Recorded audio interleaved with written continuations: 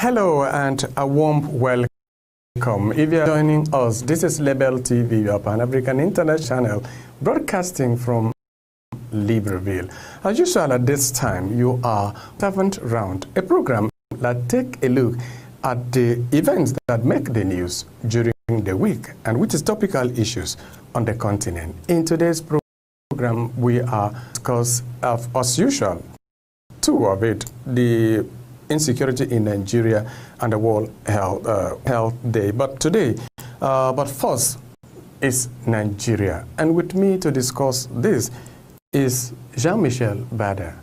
Mr. Willie for having me. Good morning. And like Mendes. Not an elders forum in Nigeria. And like Mendes, sorry for that. Thank you, sir. Okay, we'll come back to the program after this break. Northern Elders Forum in Nigeria has called on President Muhammadu Buhari to resign for failure to combat increasing insecurity in the country. It came just as the Nigerian Senate rose from a marathon debate on last Saturday's beheading of over 67 farm workers in Bauchi State, declaring that the federal government had breached Section 14, Sub 1 of the country's constitution, which made safety and welfare the sole purpose of its existence.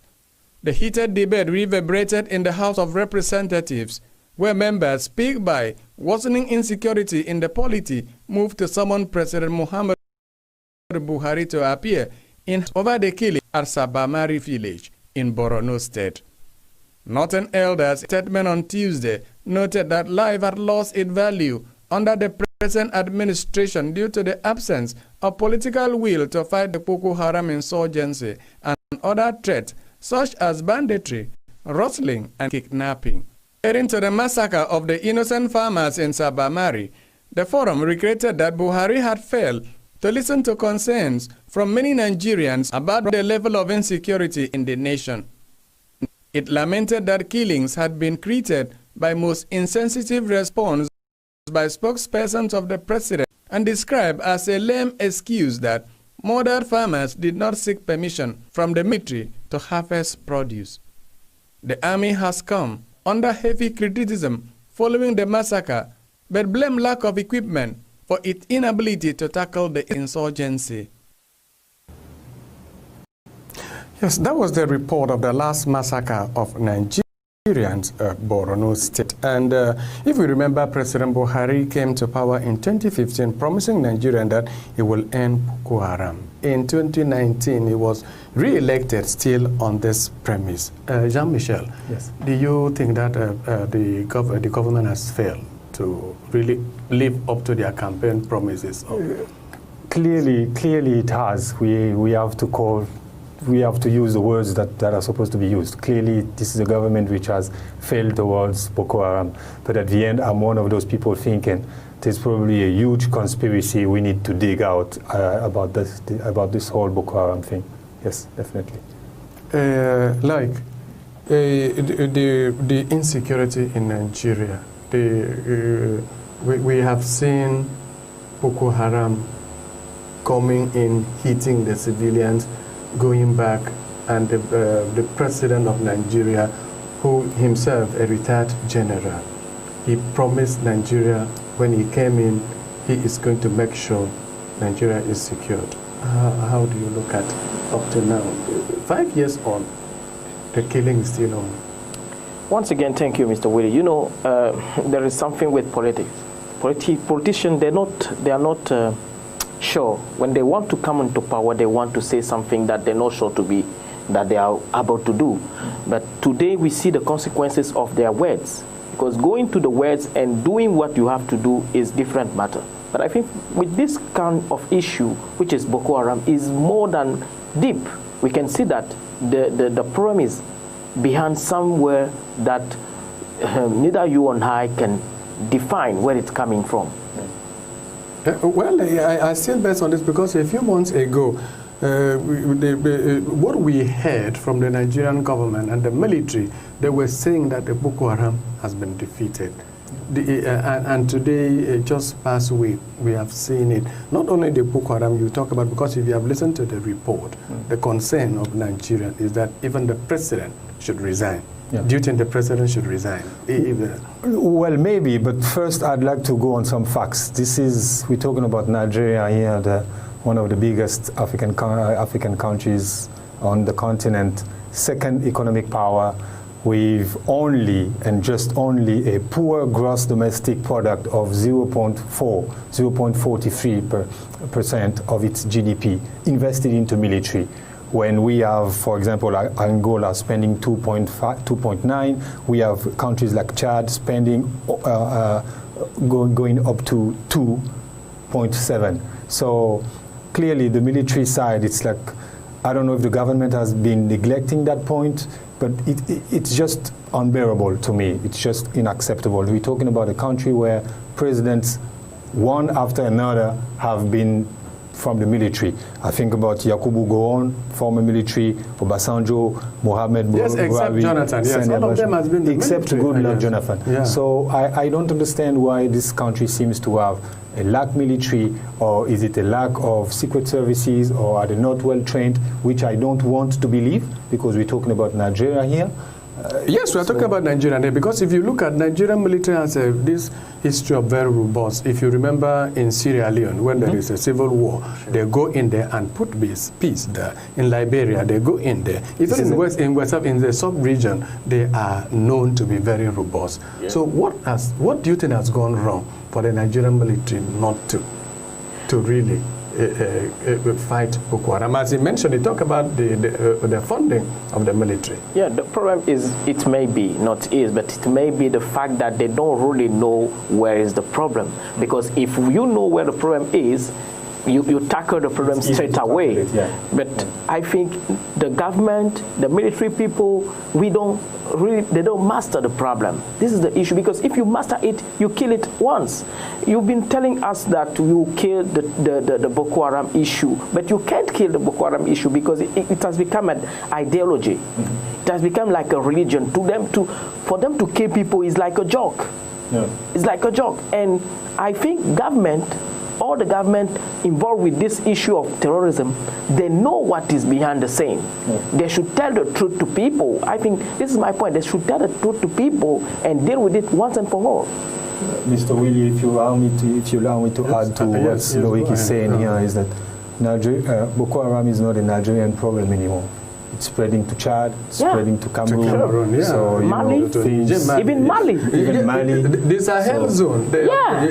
And then what is added that we have this ISIS group that have joined. Yeah, and I don't even want to mention a country, but some indiscretion, and some people say that some great countries are behind of it. Yeah.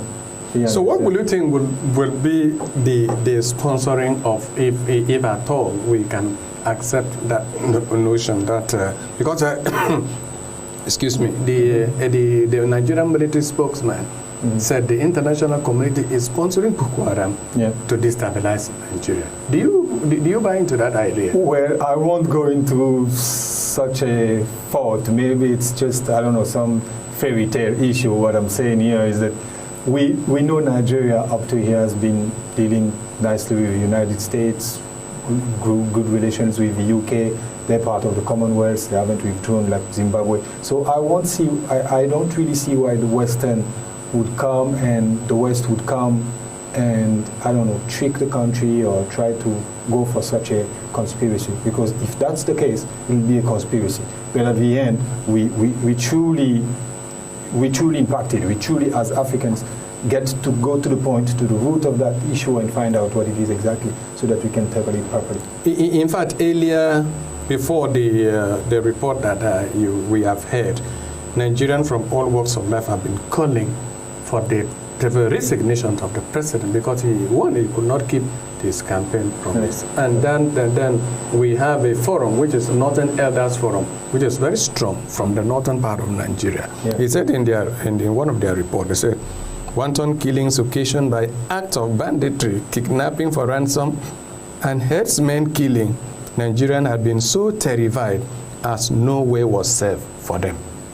So if you get this kind of a report, you feel not like going to Nigeria because it is true. Yes, because for sure. Yes, for sure. No one wants to go there anymore because you want to save your life, and if you are in danger, for sure you will not take a step to go. Yeah. Sure. Never take a step to go. This issue, for me to give an analysis to that, I would say that there is I remember a story where someone wanted to eat a food of from some other people, and he threw away a piece of bread, and he sent the children to eat the piece of bread, and then he went silently in the room, picked the food and ate the food while the children were fighting for the small bread. I think there is this picture is just for me the situation. The situation. Thank you. Yes, I think there has been many reports, but though not confirmed, that even some politicians in Nigeria are sponsoring Boko Haram. There might be a conspiracy behind this, definitely. We used to think about weapons coming from Libya, through Chad. We used to think about some weapons coming from Saddam Hussein former regime, but how do they get into Nigeria? How do they gather themselves and organize themselves, saying let's strike in Maiduguri, for example, or let's strike... Yes, I will look at, if you look at the northern side, the Sahel itself, you know, the Sambisa forest where the Boko Haram is operating, this is borders on Chad, it borders on Niger, it borders on Cameroon. So that means people can easily walk in through the bush tract. Because some of the girls that were rescued said there are even a house in the Sambisa forest where a helicopter can land and give them food and then go away. A very prominent Nigerian, the deputy governor of Nigerian Central Bank, a retired deputy governor of Central Bank, and was also a presidential candidate, also came out to reaffirm this. So therefore, there is something that we do not know about it. And if the government, because the Buhari said if he came in, he knows how to tackle the Boko Haram, and yet still, 5 years on, he cannot. So it just shows that they can't and they don't have the ability to solve the problem, meaning that the problem is somewhere else. Somewhere else. I'm just speechless to hear that, Mr. Willie. No, yes, it is true. I do believe, and I'm not the type undermining what Nigeria is capable of. It's definitely a problem which they can handle. Now we have to find out why they are not doing so. Because there is something I want to talk here about. It's the Multinational Joint Task Force. It was in exercise from the 1st of July 2016 to the 31st of December 2019. It involved the African Union. This is a project which was supposed to tackle the Boko Haram problem. It cost the country $50 million American dollars, and guess what? Up to here, we didn't get rid of this. So when it comes to Buhari, I just feel like it's time for him to go. It's time for him to go because people are just fed up with people being killed all the time. You haven't done anything for what? For the sake of what? Yes, let me take on this point. Let's try to look at this point because the governor, the chairman of Nigerian Governors Forum, all the governors in Nigeria, they have a forum.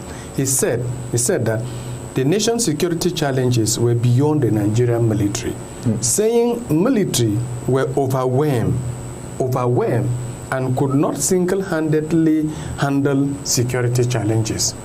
See? How do you, if it comes from... It's unbelievable. Yes, if it comes from a governor, who is the head of the Governors Forum in Nigeria, saying the military is overwhelmed. And when you look at it, we have the headsmen killing at will. We have this other issue of kidnapping for ransom.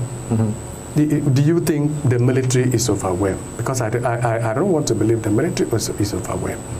Because if you look at the terrorist war, it is asymmetric war. It is not a conventional. No. So you need intelligence.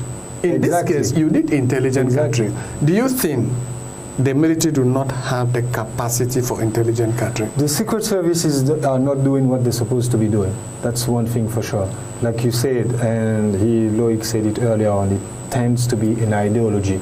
So you have like a small groups of people popping out somewhere and doing what they have to do. I think it's now a business too. Yeah, it sounds become like a business. Well, I'm not going to say it's a business, but to me, it sounds like a conspiracy. But yes, there's definitely something that we don't see, which the Nigerian government is capable of eradicating. It's just that, I don't know, don't they want to do so? Yes, because if you look at American fighting of this terrorist group, or this jihadist group, they don't go out physically. Sometimes they use drones. Yeah. They use drone to monitor where they are. They also use that drone to strike. So can Nigeria... So why not do so in Nigeria? Yeah. And the question that we have to ask in ourselves is like, where do these people find all this equipment? Exactly. They are so much well equipped. Well equipped, yeah. Equipped. True. They are well equipped. And it's just amazing to see that, okay, if they are simply the terrorists and what you want to give them name, how can those people be like so strong? Yeah. That is the question. How could a terrorist group be so powerful than... Because when you look at the six, as we said, it is not only the Nigerian problem. You look at, they also strike in Cameroon, the strike in Chad, Niger. Now in Mali. Yes, in Mali too. Yeah. What is wrong with coming together to see they can tackle this?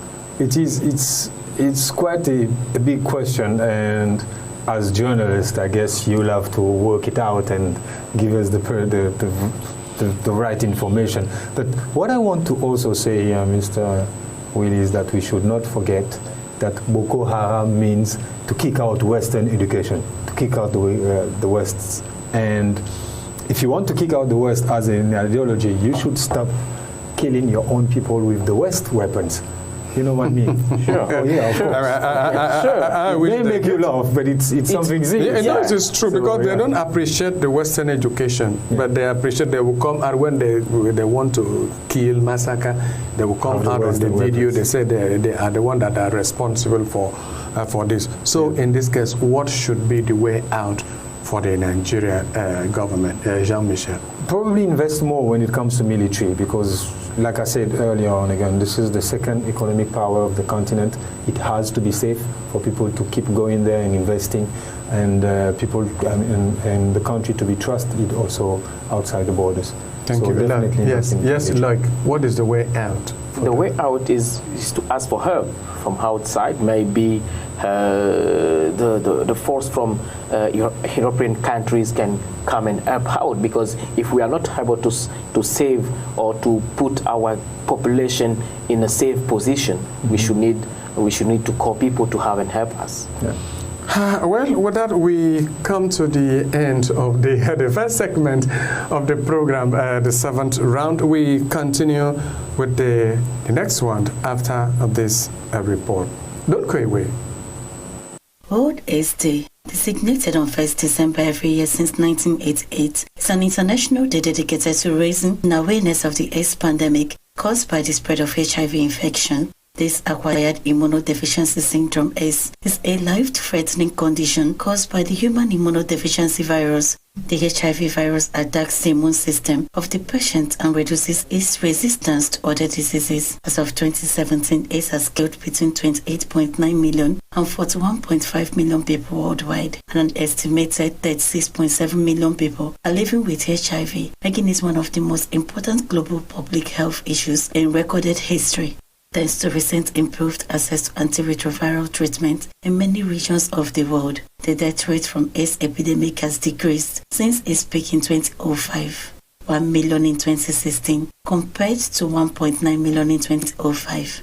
World AIDS Day was first conceived in August 1987 by James W. Bond and Thomas Natter, two public information officers for the Global Program on AIDS at the World Health Organization in Geneva, Switzerland. In 2020, the COVID-19 pandemic and its aftermath captured the world attention, providing the world with yet another example of the close links between health and other fundamental aspects. This health crisis is indeed indicative of well-established inequalities in the societies. Current coronavirus epidemic has exacerbated the challenges faced by people living with HIV, especially in accessing life-saving healthcare. This is why the theme chosen for World AIDS Day 2020 is global solidarity and shared responsibility. That report was by Uche Chinwe, and then we are looking at the impact of HIV AIDS in Africa on the occasions of the celebration of the World AIDS Day during the week. And we understand over 70, and to discuss this, Sidila Niman. Sidila, you're welcome. Thank you very much. And Pendy. Thank you. How are you? Oh, pretty good, and you? Okay, good to see you. Okay, let me begin with you, Sidila. Over 70% of world's 40 million people living with HIV AIDS are in Africa. Then within this period, we have not heard much about the activities or the program of HIV AIDS because it has been overshadowed by the coronavirus. 70% of world's 40 million people living with HIV in Africa. What does that mean to you? Well, I think the reason why Africa is the country which is suffering the most is because it's the lack of education. I think the lack of education is the first reason, because we don't educate people enough about HIV. We have to educate children in school. Even parents at home have to educate people. I think sexual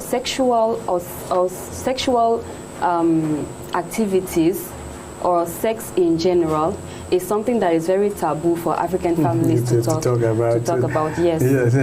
Do you look at that as a problem? Because I remember when the HIV initially came to Africa, there was a lot of awareness all over. Though people were still shy away from talking about it, and then the impact, because we were having a lot of impact on it. When you look at the many countries in Africa, they were feeling it. Mm-hmm.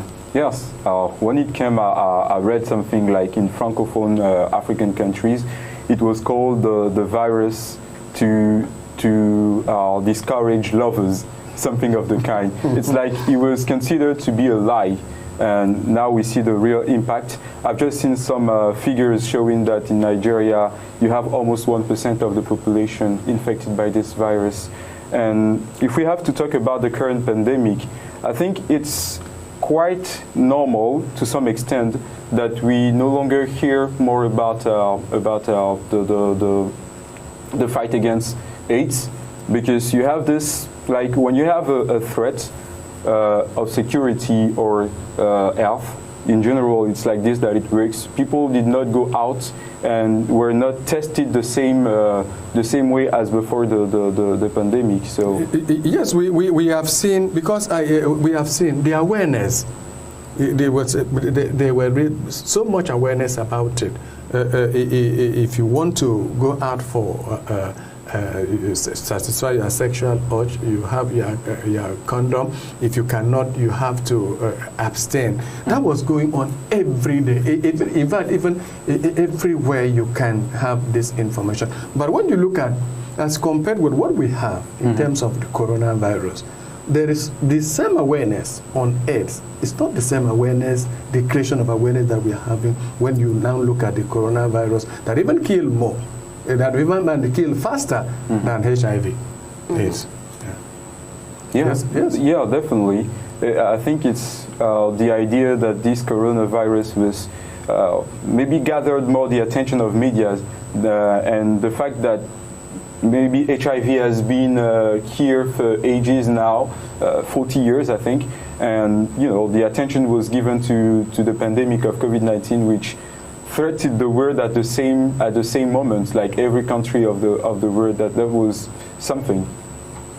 Yeah, the treatment. A lot of people were given. Those who were tested positive were given the basic treatment for it, like antiretroviral drugs and so on. And now, recently, one company has come out to say they have the most effective one for the children. How do you look at the treatment? When now you want to compare it, still look at it alongside with the coronavirus, because the coronavirus has overshadowed the HIV.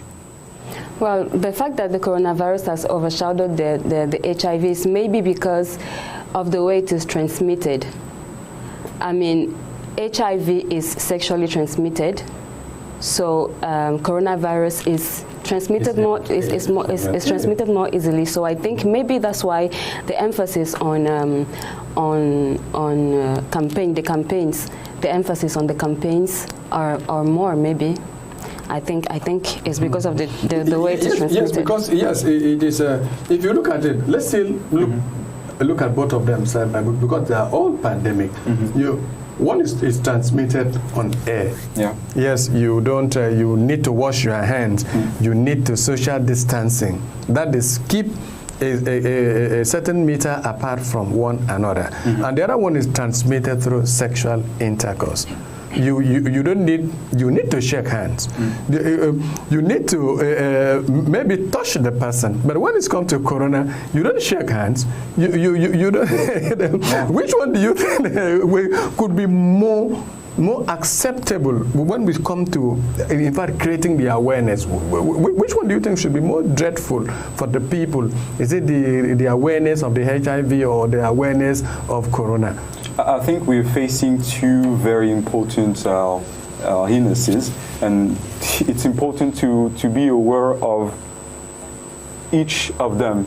So we cannot say we just focus on one of them and forget about the others.